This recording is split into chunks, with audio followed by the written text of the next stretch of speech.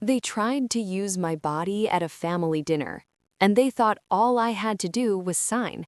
But the moment I reached page 4, I realized it wasn't a request. It was a trap designed to control my entire life. My name is Elara Quinn, and what they didn't know that night was that before I walked away from that table, I'd already found the one thing that would destroy their perfect image in front of everyone. Chapter 1. The Dinner That Was Never a Dinner. I knew something was wrong before I even sat down. The table looked too perfect, like something out of a magazine spread that tried too hard to feel effortless. My mother had polished the silverware, the good kind she only used twice a year. The ham sat in the center, glazed and untouched, steam still rising like we were all expected to admire it before we spoke. There were more chairs than usual, pulled closer together as if space itself had been rearranged to make sure no one could slip away unnoticed.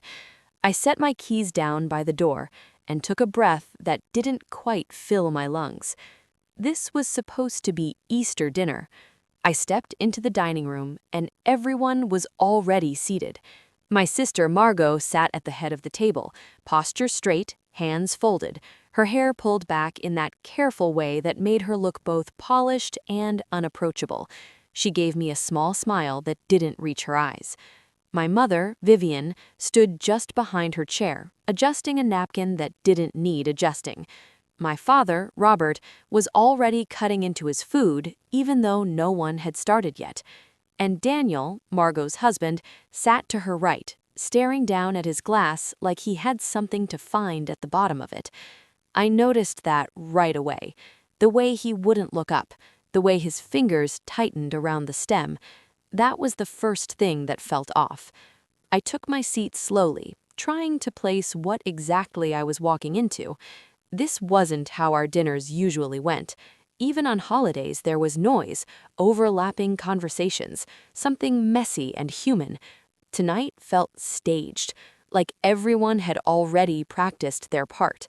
My mother finally sat down and smiled at me, the kind of smile that had been convincing my entire life. "We're so glad you made it, Elara," she said softly. I nodded. Of course. No one passed the food. No one asked me how I'd been. Margot reached for something beside her plate and slid a large cream-colored envelope across the table toward me. It stopped just short of my hand, like it knew exactly where it needed to land. "Open it," she said. Her voice was calm, almost gentle, the same tone she used at school when she was addressing parents that needed to be handled carefully. I looked around the table. No one seemed surprised. No one asked what it was. They were all waiting. I picked up the envelope. It felt heavier than it should Căn cứ have. vào các bản vẽ The này, chúng ta paper cần điều chỉnh lịch trình inside ngay. felt Đúng, thick, và đừng quên cập nhật expensive, an toàn lao động. deliberate. Tôi sẽ kiểm tra vật tư, I mọi người opened kiểm it tra lại chi tiết. slowly Tốt, and pulled mọi thứ out phải a khớp trên máy stack of tính và giấy tờ. documents Rồi, clipped bắt đầu thôi. neatly together. 18 pages. I saw the title before anything else. Gestational Surrogacy Agreement. For a second, everything went quiet in my head. Not the room, just me. I flipped to page 1. The language was clean, professional, precise. Words like altruistic and mutual understanding and family support were laid out like a story someone wanted me to believe before I read anything that actually mattered. Margot leaned forward slightly, her eyes fixed on me. "We didn't want to overwhelm you," she said, "but we've thought this through very carefully." My mother added, "You know how much this means to her." I didn't answer. I kept reading. Page 1 was gentle. Page 2 shifted into structure, financial responsibilities, reimbursement clauses. Page 3 moved into medical compliance, requirements, monitoring, oversight. Something in my chest tightened. This wasn't a request, it was a system. I could feel it building even before I got to the part that mattered. Daniel shifted in his seat. The faint scrape of his chair against the floor sounded louder than it should have. I glanced up for a moment and caught him looking at the table again, jaw tight. He knew something, or at least enough to be uncomfortable. I turned to page 4. That's when everything stopped. The words didn't jump out. They didn't need to. They sat there, perfectly composed, doing exactly what they were designed to do. Medical discretion held by intended parents, termination under recommended conditions, full compliance required, and then the clause that made my fingers go still. In the event of withdrawal, the gestational carrier assumes financial responsibility for prior related expenses. I read the number twice to make sure I wasn't imagining it. $124,860. The room was quiet. No one said anything. They were watching me read, watching me understand. Margot's voice cut through again, softer this time. We just want to give you time to go through it. Time, like this was something I had already walked into. My mother leaned in slightly, her hand resting on the edge of the table. This is how families support each other, Elara. We all do our part. I didn't look up. I read the clause again. Then again. Each word was technically reasonable on its own, nothing illegal, nothing obvious enough to be called out in a single sentence. But together, they closed every door. There was no exit that didn't cost me everything. I felt something shift inside me then. Not panic, not anger. Clarity. They had already decided. The timeline, the terms, the consequences. All they needed now was my signature to make it real. Margot's voice cut through again. We've already invested so much, she said. You know that. We just need you to help us finish this. Help us. I almost laughed. I thought about the past few years, the clinic visits I'd driven her to, the small checks I'd written without being asked, the way my mother would say, "You're the practical one," like it was a compliment. I thought about how easy it had always been for them to assume I would say yes. I closed the document. The sound of paper folding back on itself felt louder than anything that had been said all night. I set it down in front of me and placed my hand on top of it for a second just to feel something solid under my palm. Then I slid it back across the table. I'm not signing this. No one reacted immediately. It was like the room needed a second to process that I had stepped out of the script. Margot's expression didn't change right away, but something behind her eyes tightened. My mother's smile faded, slowly, like it had been painted on and someone had just wiped a corner of it away. We're not asking for much, Elara, Vivian said, her voice still controlled but thinner now. We just need you to do this one thing right. One thing. I looked at her then, really looked, and for the first time I saw it clearly. This wasn't about love. This was about control. They didn't need me. They needed what I could provide. I stood up. My chair moved back with a soft scrape against the floor. Robert finally looked up, his eyes flicking between me and the document like he was trying to decide where to land. Daniel still hadn't said a word. Margot leaned forward slightly. "Elara," she said, as if my name alone could pull me back into place. I didn't answer. I picked up my coat from the back of the chair and slipped it on, my movements steady, deliberate. No one tried to stop me. That was the part that stayed with me. No one said, wait. No one said, let's talk about this. Because this had never been a conversation. I walked toward the door, the quiet behind me heavier than any argument would have been. My hand paused on the handle for just a second. Not because I was hesitating, because I was recognizing something. If I stayed, I would lose control completely. If I left, I might lose them. I opened the door. Cold air rushed in, sharp and clean, cutting through everything that had been building in that room. I stepped outside and pulled the door closed behind me. No one followed. The cold air hit me harder than I expected, sharp enough to pull me fully out of whatever I had just walked away from. I stood there for a moment on the front steps, my hand still half curled from the doorknob, like part of me hadn't caught up yet. The house behind me stayed quiet. No footsteps, no voices, just the faint hum of the heater through the walls and the distant sound of someone driving past on the main road. I walked to my car without rushing, Gravel crunched under my shoes in a steady rhythm that felt grounding in a way the last hour hadn't. By the time I sat behind the wheel, I could feel my pulse again. Slow, controlled, exactly how I needed it to be. I didn't start the engine right away. I just sat there, looking at the house through the windshield. The windows glowed warm, like nothing had changed inside. Like dinner would go on, plates would be cleared, and someone would eventually say something about dessert.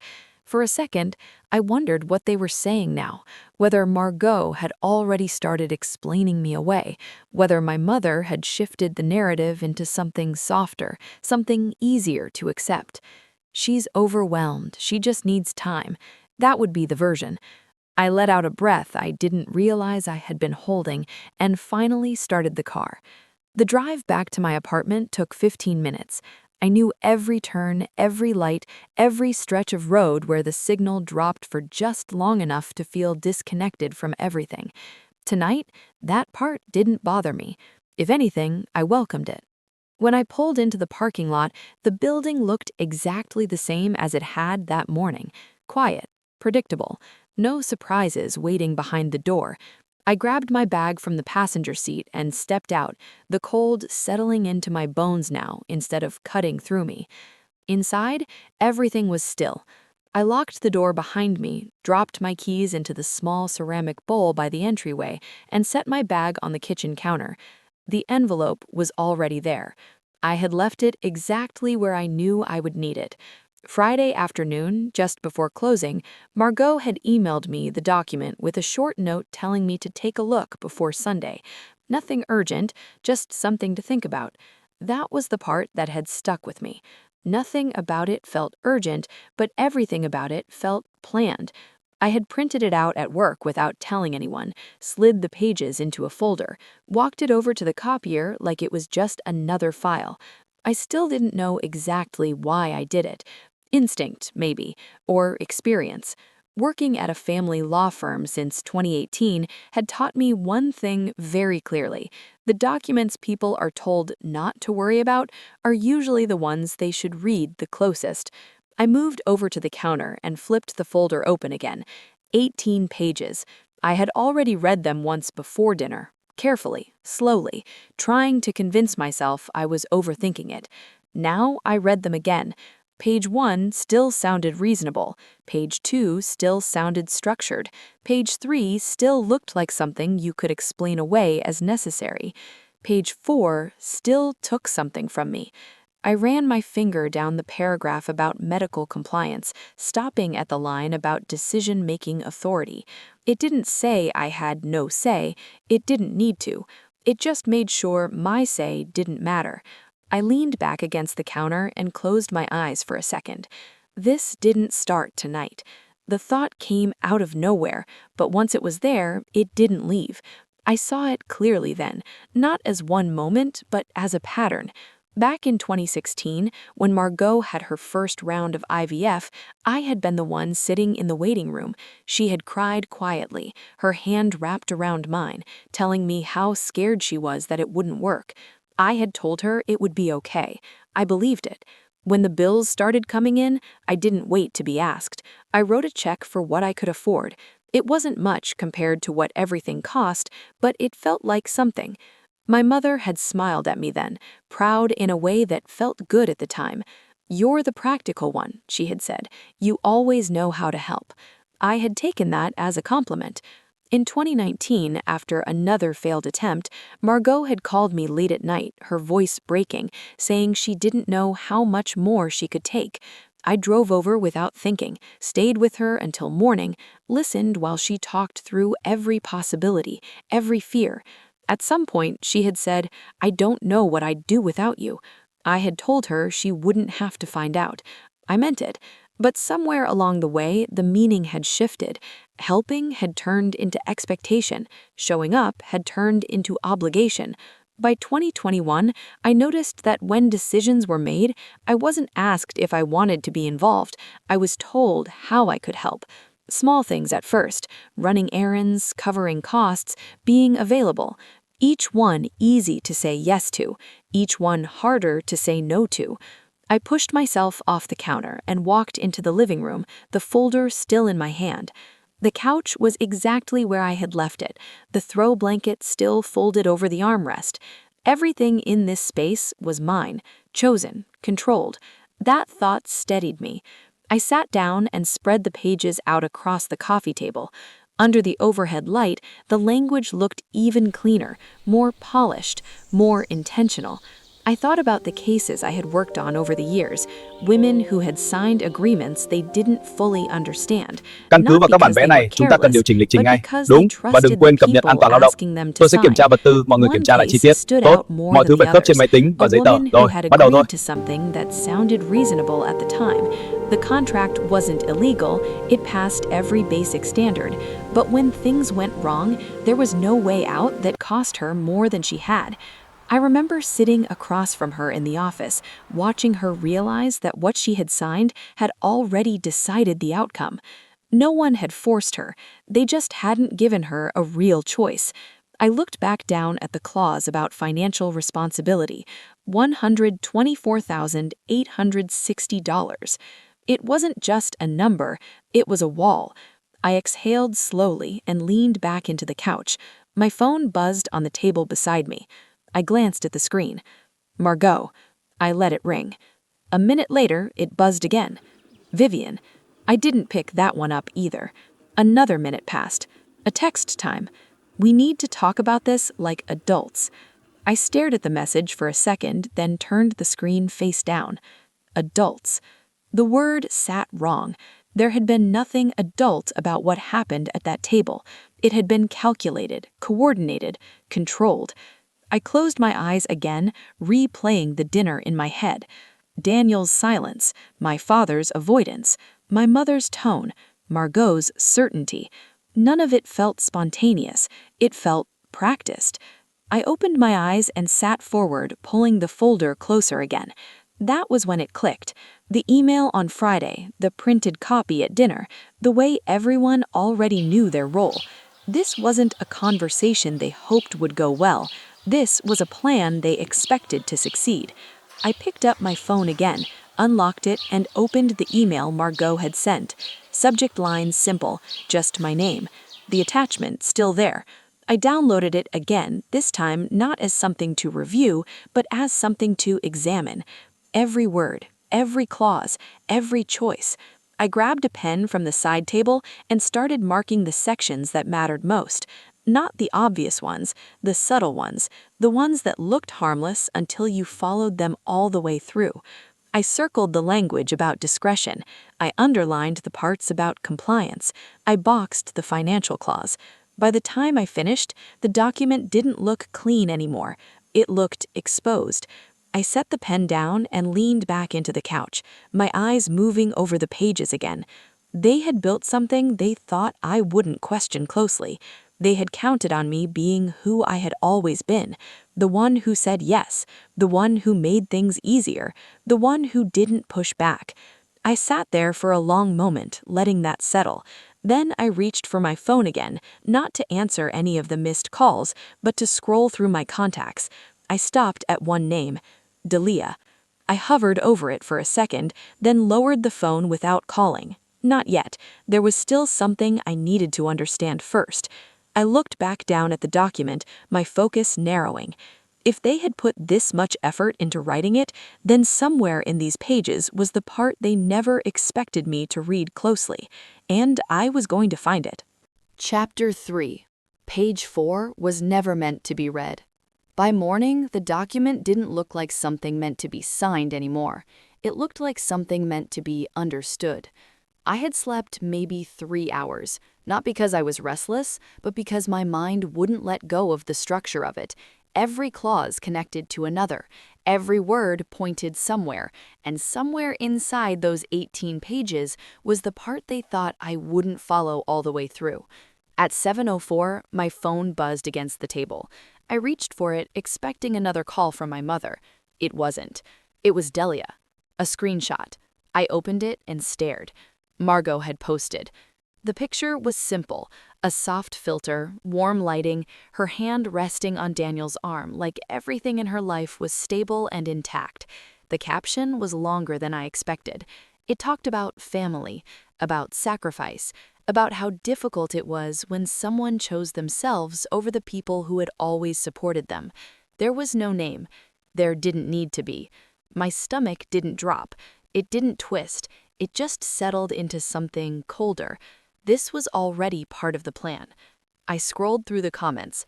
People were sympathetic. Of course they were. Margot was good at that. She had spent years building a version of herself that people trusted without question. A few comments asked what had happened. Most didn't. They just offered support, prayers, reassurance that she had done everything she could. Delia's message came right after the screenshot. "You seeing this?" I typed back, "Yes." Another message. "This feels off." I looked at the post again, reading it slower this time. The wording was careful, not a single accusation, but every sentence guided the reader to the same conclusion. Someone had let her down. Someone had walked away. I closed the app and stood up, moving back to the table where the contract was still spread out. I didn't need to think about what to do next. I already knew. I called Delia. She picked up on the second ring. What did she do now? I said, "She posted." I saw. It's vague enough to be safe, but pointed enough to get sympathy. Classic. I glanced down at the pages in front of me. "I need you here." There was a pause on the other end. "On my way." I hung up and moved quickly. I cleared the table, laid all 18 pages out in order again, and grabbed a pack of black markers from the drawer. By the time Delia knocked, I was already halfway through page 3. She stepped inside, coat still on, eyes going straight to the table. "Oh," she said under her breath. "Yeah." She walked closer, scanning the pages, then looked up at me. "Tell me you didn't sign this." I didn't. "Good," she said, exhaling, "because this is not just bad, this is designed." "I know." She picked up one of the pages and read a paragraph silently, her expression tightening. Who wrote this? I don't know yet, but they knew exactly what they were doing. She set the page back down. "And your sister posted already?" "That's why I called you." I handed her a marker. "We're not responding to her online. We're going to show people what she asked me to sign." Delia looked at the marker, then back at me. "You're serious?" "I'm not going to argue with her online. I'm going to show people what she asked me to sign." She studied me for a second, then nodded once. "Okay, then we do it right." We worked in silence at first. I went line by line, marking anything that shifted control away from me. Delia followed, catching the subtleties I might have missed. The language wasn't aggressive. That was the problem. It was controlled. It made everything sound reasonable until you connected the pieces. Medical discretion wasn't absolute on paper, but combined with the compliance clause, it became exactly that. Financial responsibility looked like a contingency, but paired with the withdrawal language, it turned into a threat. Delia circled a section near the middle of page 4 and tapped it with the marker. "This is the one." I leaned in. "If you read this with the earlier clause," she said, flipping back 2 pages, "it basically removes your ability to say no once you're in." I followed her finger, tracing the connection. She was right. It didn't say I couldn't refuse. It just made refusal impossible. I sat back, letting that settle. "They didn't expect me to read it like this," I said. "They didn't expect you to read it at all," Delia replied. We moved through the rest of the document faster after that, marking anything that reinforced the same pattern. When we were done, the pages were covered in black lines and circles. It didn't look like a clean agreement anymore. It looked like evidence. Delia stepped back and crossed her arms. "So, what's the plan?" I picked up my phone again and opened Margot's post. "It's already out there," I said. "She set the narrative first. And you're going to change it." "Not exactly." I looked back at the contract. "I'm not going to let this change it." Delia raised an eyebrow. "You're not going to name her." "No." "You're not going to explain anything." "No." She smiled slightly. "That's actually smarter." I opened my notes app and started typing. Not a long explanation, not a defense, just context. I kept it short, clear, controlled. No emotion, no accusations, just enough to guide whoever read it to the right place. I read it once, then handed the phone to Delia. She scanned it quickly, then nodded. "That works." I went back to the pages and started covering the identifying details, names, addresses, dates that could trace it directly back to me. I left everything else, the structure, the language, the intent. When I was done, I used my phone to scan the pages into a single file, 18 pages, all of it intact, just anonymous enough to be safe. I held the phone for a second, looking at the file on the screen. This wasn't about proving anything to my family anymore. It was about putting the truth somewhere they couldn't control it. I uploaded the document. Then I copied the text from my notes and pasted it above the file. I read it one last time. Simple, direct, no room to twist it. I hit post. For a second, nothing happened. The screen refreshed and the post appeared on my feed, sitting there quietly among everything else. No notifications yet, no reactions, just the document. I set the phone down on the table and stepped back. Delia watched me for a moment. "You're not going to stay and monitor it?" I shook my head. "No, not even a little?" I let out a small breath. "If I start reacting, I lose control of it." She nodded slowly. "Fair." I walked over to the sink and turned on the water, letting it run longer than necessary. The sound filled the room, steady and neutral. For the first time since the night before, I didn't feel like I was catching up to something. I felt like I had set it in motion. Delia grabbed her coat, but didn't put it on yet. "You know this is going to come back hard." "I know. You're ready for that?" I dried my hands and looked back at the table, at the empty space where the contract had been. "I'm not reacting this time," I said. "I'm letting it speak." She studied me for a second, then gave a small nod. "Call me if it gets messy." "It will." "Then call me anyway." She left a few minutes later, the door closing softly behind her. The apartment went quiet again. I picked up my phone once more, not to check the post, but to turn off the notifications completely. I didn't need to watch it happen. I already knew what was going to follow. I set the phone face down on the table and walked into the living room, sitting on the edge of the couch. For a long moment, I did nothing. No scrolling, no refreshing, no second guessing. Just stillness. Whatever came next wasn't mine to control anymore. And for the first time since I stepped into that dining room, that felt like exactly what I needed. Chapter 4. They recognized the number. The silence didn't last long. It started with one notification slipping through before everything went quiet again. A single vibration against the table I had forgotten to fully mute. I didn't reach for it right away. I let it sit there, knowing exactly what it meant without needing to see it. By the time I finally turned the phone over, there were more. Not dozens, not yet. Just enough to tell me it had begun. I unlocked the screen and opened the post. At first, the responses were careful. People asking questions without asking too much. Comments circling the edges of the document like they weren't sure how close they were allowed to get. Is this even standard? That doesn't look right. Who would agree to this? I read them once, then again, slower. No one was defending it.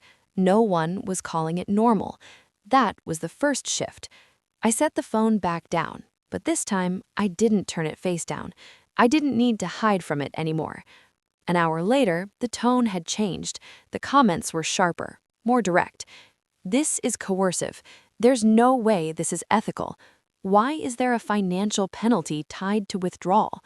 I leaned back against the couch, my eyes scanning each line, not responding, not reacting, just watching the pattern form. This wasn't outrage, it was recognition. That was the difference. Another notification came through, this time a private message. I opened it. A woman I didn't know. "I've worked in reproductive law. This kind of structure is designed to trap the carrier. Whoever wrote this knew exactly what they were doing."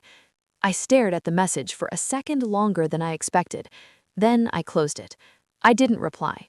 More comments appeared. More shares. The number climbed without any push from me. I hadn't tagged anyone. I hadn't named anyone. And still it was moving. That's when I saw it. A comment buried halfway down the thread. I recognized that number. I stopped scrolling. For a second, everything else blurred out. Another reply underneath it. "What number?" The original commenter answered. "The 124,000 range. That's not random." A third person jumped in. Wait, isn't that around what some people in town have been talking about? I felt my chest tighten, not from panic, but from the weight of what was unfolding exactly the way it was always going to. I hadn't given them a name, I had given them a trail, and they were following it. I put the phone down and stood up, walking to the window without thinking. Outside, nothing had changed. The same cars, the same quiet street, the same people moving through their day like none of this existed. But inside, the shift was happening. I went back to the couch and picked up the phone again. The comments had multiplied. People weren't just questioning the document anymore, they were connecting it. Someone wrote, "Isn't Margot Hale the principal at Clarendon Elementary?" Another reply, "Didn't she talk about IVF struggles at the PTA meeting last year?" Then another, "This feels way too specific to be a coincidence." I exhaled slowly, my grip on the phone loosening. I didn't need to read the rest to know where it was going. The recognition had started. And once it started, it didn't stop. A few minutes later, my phone lit up again. Margot. I let it ring. It stopped. Then started again. I declined it this time. A message came through immediately after. "Call me." I didn't. Another message. "You need to take that down." I stared at the words for a moment, then locked the screen without responding. This wasn't something I could take down. This wasn't something I had created. I walked into the kitchen and poured a glass of water, taking a slow sip as I leaned against the counter. The apartment felt smaller now, like the walls were holding in something that had already escaped. My phone buzzed again. This time, it was Delia. I answered. "It's happening," she said immediately. "I know. They're putting it together." I saw. There was a pause, then a soft exhale on her end. "You didn't name her." I didn't. Another pause. That was the right call. I leaned my head back against the cabinet behind me. "I'm not doing anything else." "Good," she replied. "Don't." We stayed on the line for a few seconds without speaking. Then she added, "You're not checking every 5 minutes, are you?" I looked down at the phone in my hand. "No." Liar. I let out a quiet breath that almost felt like a laugh. "I'm trying not to." "Keep trying," she said. "Let it move on its own." I am. "Call me if anything escalates." "It already has." "Then call me anyway." We hung up. I set the phone down again, but this time I didn't pick it back up right away. I let the silence come back, thinner now, stretched over something much louder happening just out of reach. It was early evening when the next shift hit. I saw it in the notifications Căn cứ vào các bản before vẽ I này, even chúng ta cần điều opened chỉnh the lịch trình app. ngay. Đúng, và Margot's đừng quên post cập nhật an toàn lao was động. gone. Tôi sẽ kiểm tra vật tư, Completely. mọi người kiểm tra lại chi I tiết. opened my Tốt, feed to mọi be thứ phải khớp sure. trên máy tính và giấy tờ. Nothing. Rồi, bắt đầu thôi. No trace of it. For a second, I just stared at the empty space where it had been. Then I scrolled back to my post. Still there, still moving.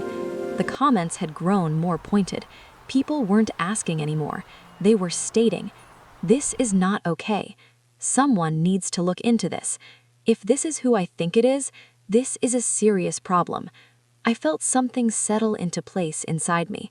Not satisfaction, not relief, just alignment. The narrative had shifted, not because I argued, not because I defended myself, because I let the truth sit where people could see it. My phone rang again. This time, it wasn't Margot. It was a number I didn't recognize. I let it go to voicemail. Then another call came through. And another.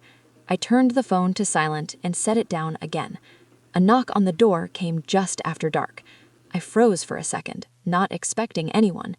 Then I moved slowly toward it, checking through the peephole before opening. Daniel stood on the other side. He looked different.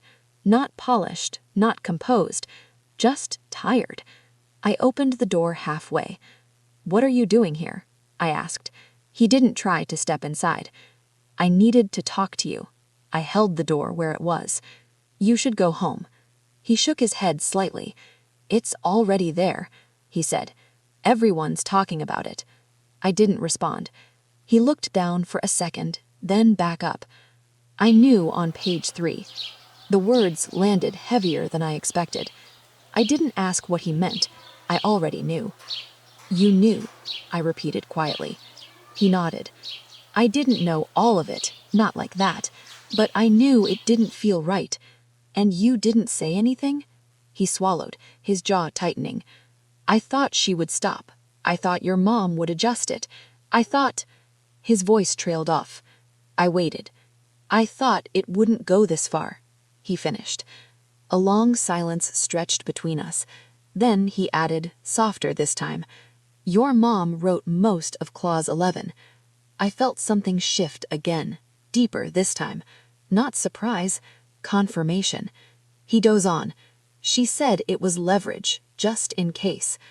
Just in case. I let the words sit there. Leverage. That's what I had been to them. A position to secure, a variable to control. I looked at him, really looked this time. You could have said something, I said. I know, but you didn't. He nodded once. I didn't. Another silence. There was nothing else to unpack, no argument left, no explanation that could change what had already happened. I'm sorry, he said finally. I didn't answer, because sorry didn't move anymore. I stepped back slightly and opened the door just enough for him to understand. He hesitated for a second, like he wanted to say something else, then gave a small nod and turned away. I closed the door behind me and leaned against it, my hand resting flat against the wood.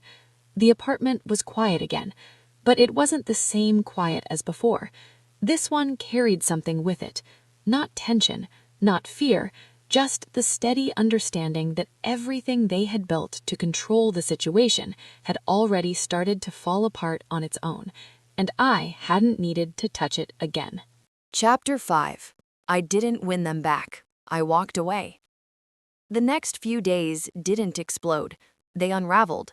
It didn't happen all at once, and that was the part that made it feel real. No headlines, no dramatic confrontations, no single moment where everything broke, just small shifts, one after another, each one harder to ignore than the last. By Wednesday morning, the comments had stopped asking questions. They were drawing conclusions. I didn't scroll through all of them. I didn't need to. Every time I picked up my phone, there was another message, another notification, another version of the same realization spreading further than I could track. Clarendon Mills isn't a big place. People don't need confirmation when something already fits what they've seen before. By Thursday, I heard from Delia again. They're talking about it at the school, she said. Not officially, but it's there. I stood in my kitchen staring at the empty coffee mug in my hand. What does that mean? I asked. It means it's crossed over, she replied. It's not just online anymore. I let that settle.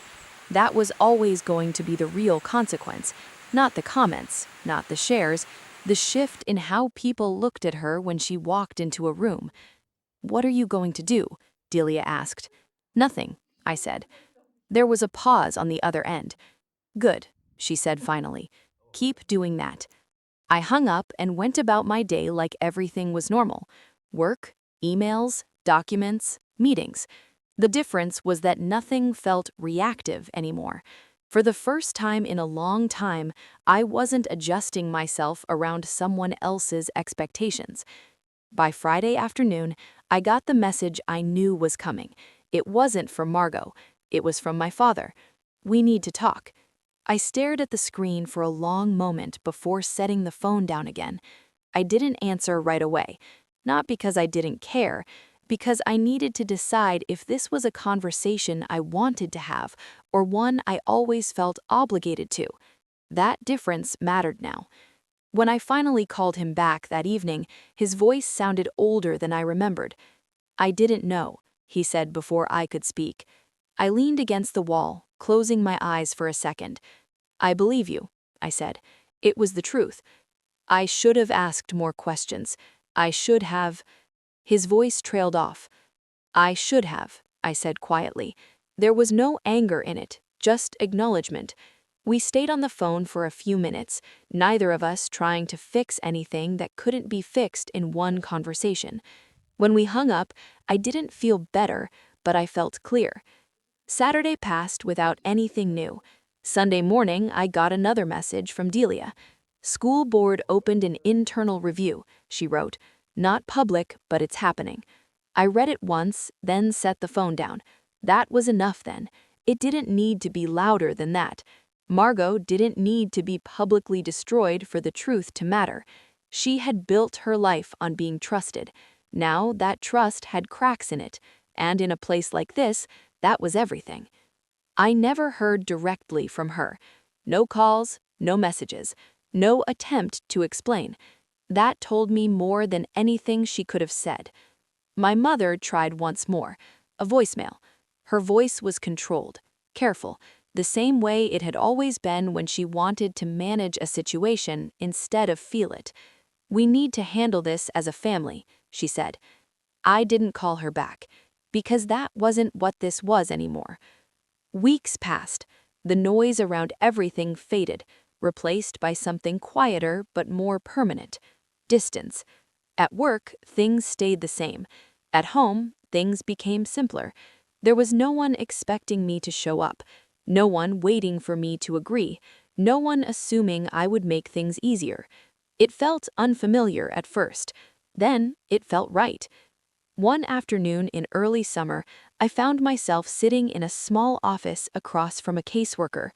Her name was Denise, mid-40s, calm, direct, the kind of person who didn't waste words. She slid a file across the desk towards me. "Take a look," she said. I opened it slowly. A picture clipped to the front. A little girl, dark hair pulled into a loose ponytail, holding a crayon in one hand like she wasn't entirely sure what to do with it. "Her name is Harper," Denise said. "She's 7. I looked at the picture longer than I expected. "She likes drawing," she added, "mostly animals." I smiled slightly. Something soft and unexpected. "What does she need?" I asked.